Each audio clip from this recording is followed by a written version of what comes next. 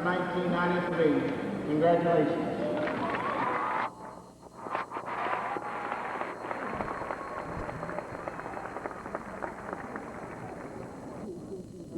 I think I'm going to make you wish the band had kept playing. Mr. Stewart, Dr. Harrison, county distinguished guests, parents, and members of the class of 1993, what a tremendous opportunity it is to be before you this morning. You can't imagine how scared you all must have been, but then I imagine you're saying the same thing about me. As I look out across the rows, many thoughts come to mind. In particular, I am reminded of a certain question I was asked as a child. I think it was a Sunday school teacher who one day asked her class, if you could say anything for the whole world to hear, what would you say? I thought that was a pretty tough question to ask a little kid, but I figured it was about time to start thinking about what I would tell the world. I really believed that the teacher was going to arrange it, and I probably still did. So I thought and I thought, and I thought some more. I considered one answer and then another. I thought I had it only to quickly change my mind. I was a pretty serious kid, and I took the question very seriously. If I could say something for the whole world to hear, what would I say? Eventually the time came for my answer, and I gave the deepest, greatest, most sincere truth that I knew at the time. Be nice. I found myself under a similar responsibility when I realized that I would be speaking for you today. This assembly may not be the whole world, but it truly is my world. The world that I have known for the most important years of my life up to this point. Knowing you and you knowing me makes this an even more intimidating task than the one from my childhood. So I thought and I thought, and I thought some more. I considered one message, then another. I thought I knew what to say only to change my mind. I reflected on 18 years of high school, 18 years of learning, and 13 years of school. I watched my parents, teachers, and friends.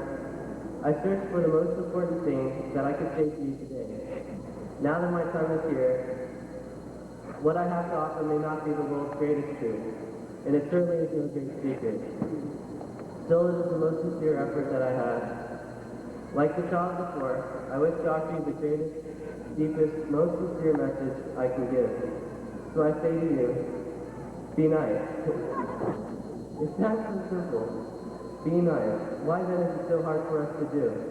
Why do we fall short of giving the respect and kindness that is the basic right of everyone? I hear racial slurs that do nothing but hurt. I myself have walked down the halls of high school and have people come up to me and ask if I know karate or jump back and scream, yeah!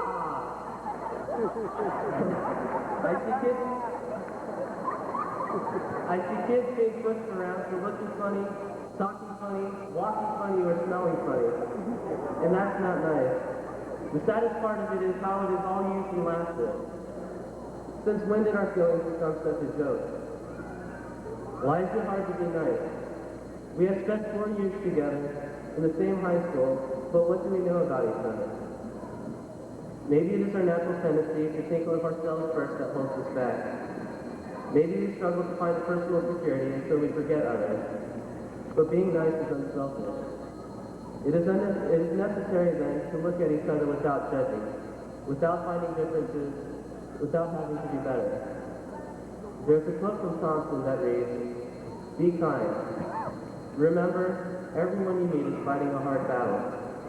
There is no room to judge people. There is only room to recognize the frailty of us all, appreciate where we are, and to be nice. All it takes is a change in perspective. Personal attention removes stereotypes and prejudice. We can be nice when we know each other and understand where we come from. This means we have to get past ourselves. We have to feel comfortable with ourselves. What a special opportunity we have to be together today. Today we are given a reassurance of our own worth. Today should mark an opportunity then to look at others and to be nice. Today it is so easy to see that we are all deserving of respect and recognition. I wish you could see yourself from here. Do you realize what a powerful group you are? Can you see that you are the class of 1993 from Austin Hill High School? I invite you now to stand. Please get up and look around you. If that's all right, please.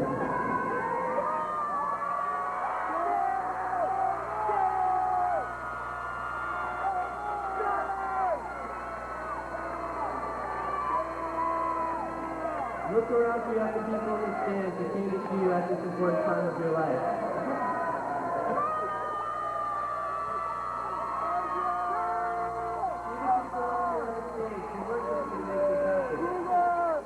Look around and see how many people really care about you. Finally, look at each other. Really look at each other. You may be standing next to a stranger, but your purpose is familiar. Your accomplishment is shared because you have each worked and endured and disciplined yourself to this day. In a group like this, where is there room for hatred? For the first time, and perhaps the only time, we are truly all together, and for this I thank you. Do you realize how important each one of you is? What a blessing it is to know that. I am thankful for the people that have helped me to know how special I am. At this time I'd like to especially thank my family and my friends. And I'd like to thank my parents, especially my mother, because I understand it wasn't very easy for her to raise me. But I think that's why that I was sent to parents like the ones I have. And I think that's why I have a mother like you and father.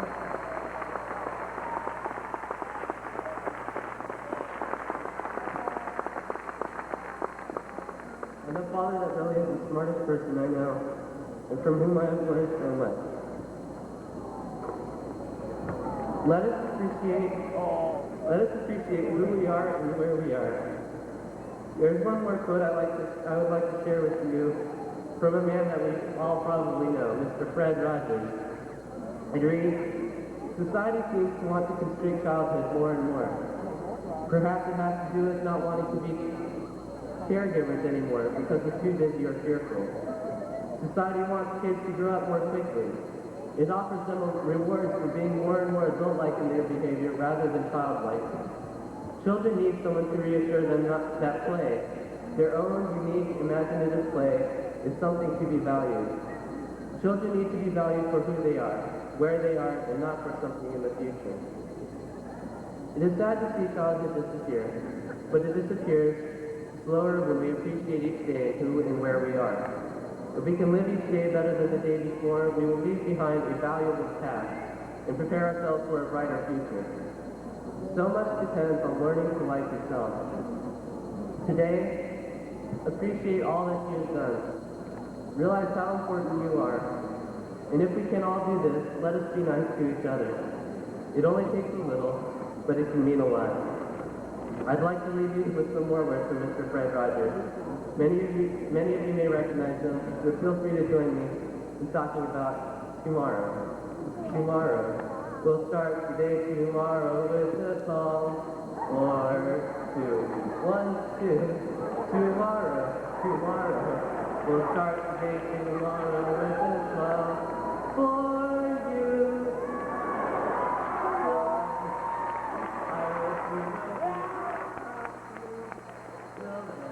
I hope we'll make it nasty, 'cause I'll be back when the day is due, and I'll have more ideas for you, and you'll have things you'll want to talk about.